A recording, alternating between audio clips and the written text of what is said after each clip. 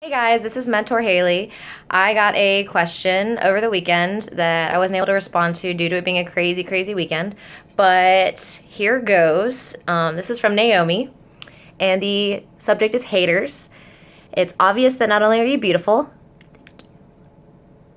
but you are successful. How do you handle haters, and what is your method for fighting through all the obstacles that stand in your way? Okay. Well, that's a good question, Naomi. I'm still learning how to deal with it daily because the method and what angle these people come at you is always changing. This is how I deal with it. Just kidding. But no, caffeine does help. Helps me at least. It wakes me up. um, but anyways, back in the day, before Facebook, MySpace, if you're really old like me, texting, sexting, pictures, all the crazy craziness, people used to just come up to you and be like, I hate your face. Or they would go around to all their friends or all of your friends and be like, I hate her face. And then it would eventually come back to you and you deal with it. But now, haters have a lot more methods to communicate with you and communicate their hatred towards you. Um, Now, the first type of hater that I'll address will be the lovely ones on social media, ones that you may not know that just attack you because they might not like something you post or they might not like the way you look or things like that. Now, if it's a stranger, then why do you like my method of dealing with this? Why do I care? Number one, half the time I don't. Like, unless they say something really super ignorant, but then even then I'm like, well, who is this coming from? I don't know. Obviously they're stupid. So why am I letting this ruin my day? Am I gonna let some words ruin my day? In the words of Chris Sapphire, he is amazing. If you haven't seen his interview on our featured page, he has an excellent method of dealing with haters. I love him. But don't let words ruin your day. I'm really quick to hit the block button and be like, oh, that's nice, block. Or if I'm really bored and I have literally nothing else to do, I'll go on some of those like posts and I'll read the comments and I'll kind of entertain the trolls every once in a while, if you know what I mean. And it gets kind of heated. I'll get to the point where I'll like be like, oh, good job. You think I'm fat? Here's a cookie. And I'll post like a picture of a cookie and then I'll just go on with more. And then it gets to the point where even the trolls are like, this is stupid. You were stupid. And I'm like, it's hilarious though.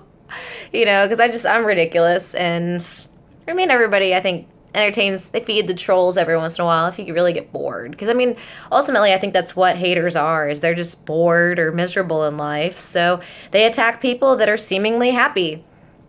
So troll the trolls. And then there's the second type, which can be quote unquote friends. Or, yeah, friends, your friends. I've dealt with a lot of these, and it sucks. Because, for a long time, I never really thought I was beautiful or really even pretty. I come from a very disparaging background where for many years I was told I was not good enough.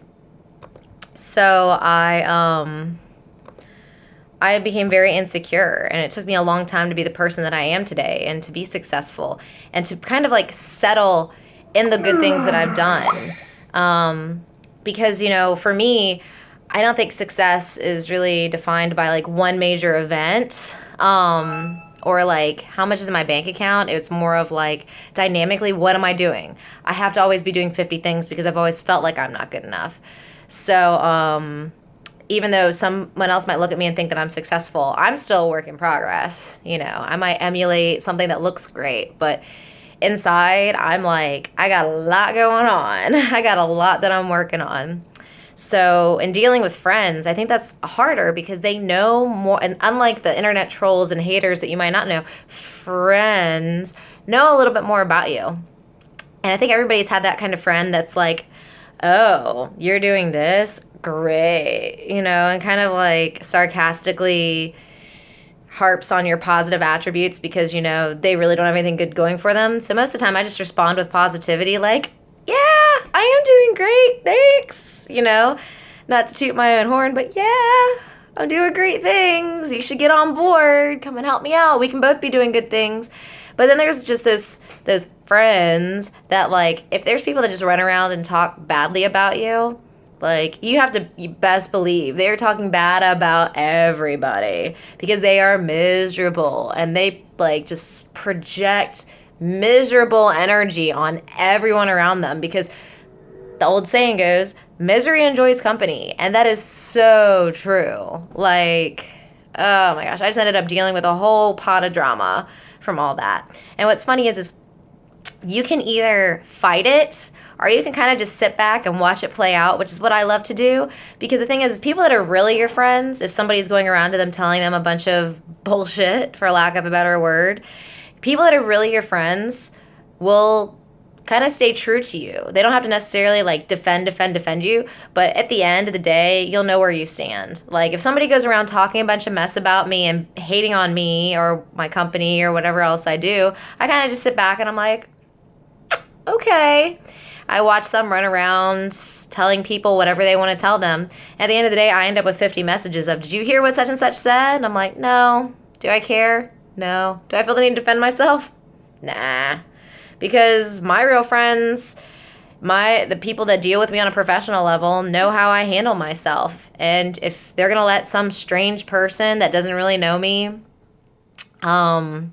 take things about me and blow them out of proportion or spin them in a negative light, then they're not worth my loyalty or friendship anyways. I mean, yeah, it still hurts, for somebody that, you might have known for years, months, whatever, and then it turns out that they were just attacking you, because nobody likes to be attacked. But if that ends up happening, you have to cut those like toxic people out of your life because they are never going to bring anything good to the table. I mean, even my husband dealt with one, and he's like to the point where he was like saying, this guy is dead. And I really believed him. I thought this guy was dead. Turns out he isn't dead. Just in his head he is, because that's just how much of an inferno burning that bridge caused, and I have some people like that in my life that it's easier to cut them out and to be like, nope, can't deal with this anymore. I'm sorry. You might be a good person, like deep down somewhere, but you're just not the kind of person I need in my life right now. I'm a work in progress. I got a lot going on, so I can't stand your haterade right now. Maybe I could take some lemonade, but I don't need your haterade. And then moving on, this is the hardest one I found, because it's not only have I dealt with this in my own life, but I've also dealt with it because I taught college classes for a while. I taught some basic med classes when I lived in Hampton. And I used to have students that came to me and said that their own family members were just disparaging to them because they were doing great things, but they would get things like, oh, you're always just going to be stupid. You're never going to like succeed in life. And I've heard that like all through my life. And even to this day, my family members still rag on me. But it's so funny because they'll be like, oh, you do too much. Oh, you're doing a company now? Oh, that's so much. What about your kids? What about... It is none of your business. Unless I come to you and I talk to you. And most of the time, I'm not asking you for advice. I'm asking you so I can vent. So I don't have to go see a psychiatrist 5 days a week. Even though I probably should because I'm crazy. But, like... I share things with people because, I want to confide in you. I might want some advice. I might want a little, like a secondary opinion. But, like...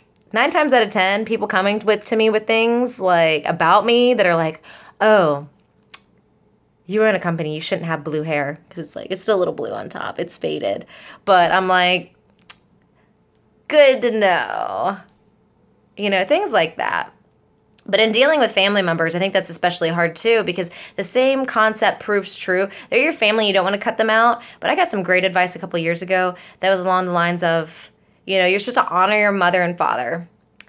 But if they do nothing but bring bad things into your life, like they're obviously not honoring you. And God also talks about how, parents shouldn't bring negativity into their children's life because it makes their hearts hard and things like that. I wish I could quote the Bible verse for you exactly, but I'm a horrible Christian and I don't memorize those things anymore. But, yeah, I mean, even with family members, I still cut them out. Like, you can argue with someone until you're blue in the face and exhausted and stressed and just like,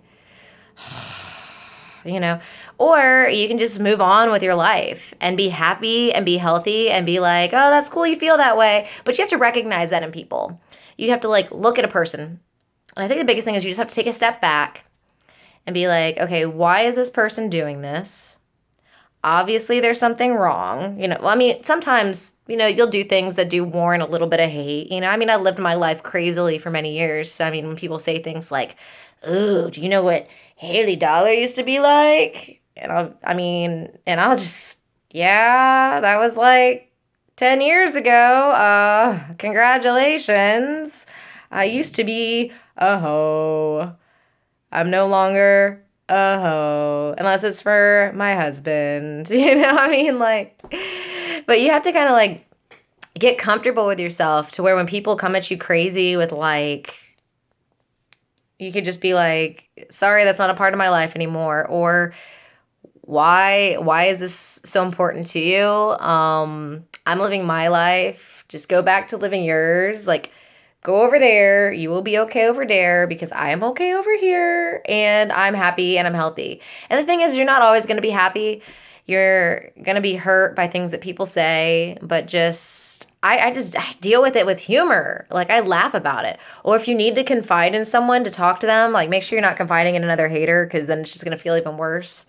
But I go to someone, I talk to someone that I know isn't going to run around. Like, that's important too. Don't go to someone that's going to run around spreading your business. So if I talk about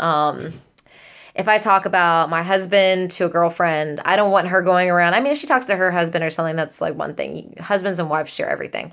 But like, let's say I go to one of my girlfriends and I talk to her about someone else, and she immediately runs to that person and says, "Oh, Haley was saying this," and then it all just becomes this huge dramatic thing. Because I mean, I'm the type of person that I'm brutally honest. So if I normally just say something to your face, um, because I'm mean like that. But just be honest and always like confide in people that you trust, that really can be trusted. Or if you have to deal with something, take negative comments with a grain of salt. Like, if it's a stranger, step back and say, why is this bothering me? I don't know you. You really don't know me. So if it's a friend, look at the qualities in that person and make sure that are they really a friend? Because people are dynamic, they change. So somebody that was your friend 5 years ago might not be the same. They're obviously not going to be the same person. So are they still your friend today? Are they worth having in your life? Or should you just kind of burn that bridge and move on? Go be with people that support you and love you for who you are, that aren't going to just badmouth you behind your back and then lie about it. And then first, family members, the hardest one. But I can honestly say that I take the greatest solace in my friends, because some family that I have, they will never support me. They will never love me the way that I want to be loved. They're my biggest haters. When family should be your biggest cheerleaders and champions, yeah. My family, they disappoint me almost every single time. I've got one or two members of my family that I know really love me for who I am, and I could never do anything wrong in their eyes. But people that are toxic, that are going to do nothing but bring you down, you have to weigh, is having these people in my life going to bring me up, or is it going to just bring me down? And you have to do what makes you happy and what makes you healthy, because you can't control what other people say. You can't control what other people do. You can try, but we'll see how good that works out. It never ends up well. You can't control. Focus on what you can control. You can focus on you, your own inner beauty, your outer beauty, your own success. So make your drive to be successful in your own light. Work hard at your job. Work hard at school. If you're just a stay-at-home mom or stay-at-home dad, be the best mom that you can be. I mean, that's just how I deal with it. I try to be the best at what I can be in my own little bubble. I don't have to come out and compete with anyone. I don't need anyone's comments. I don't need anyone's praise, because at the end of the day, I know that I did the best job that I could do. And that's how I deal with haters.